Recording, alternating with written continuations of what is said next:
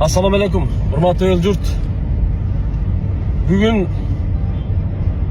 men жаңылбасам керек, Kırgızistan'ın tarixinde tarihi gün болып kaldı.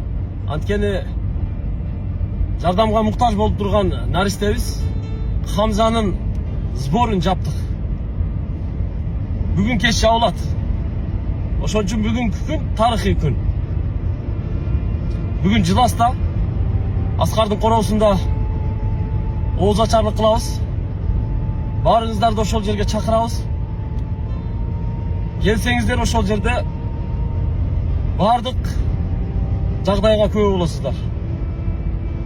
Кыргызстан боюнча мына 4-5 күндөн бери жапатырмак баарыбыз арыдай жабышып, ушул ишке кириштик эле. Мына Хамзанын сборун жабабыз бүгүн кеч. Эми Асландыкын улайбыз. İnşallah. Бұл расмий түрдө. Ошон үчүн эч эл журт дагы деле дуктан түшпөңүздөр. Биз эми атты токуп бүттүк.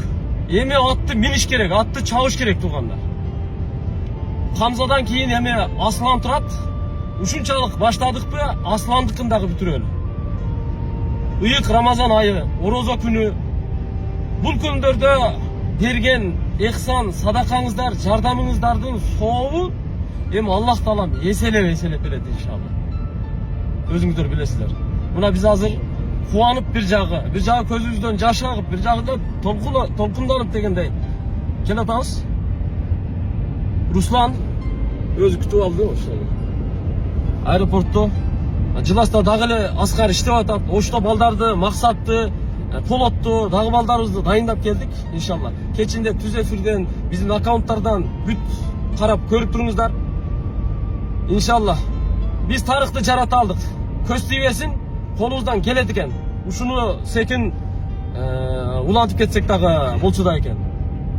Туугандар, Кудай кааласа, Хамза, Аслан эртең арабызда чуркап, ойноп жүрүп калат. Эр жетилип, кайра эле ушул эл үчүн, дин үчүн, мамлекет үчүн, элдин ден соолугу үчүн, жакшы жашоосу үчүн үммөттүн кызматын кылат деп ишенебиз иншалла. İnşallah.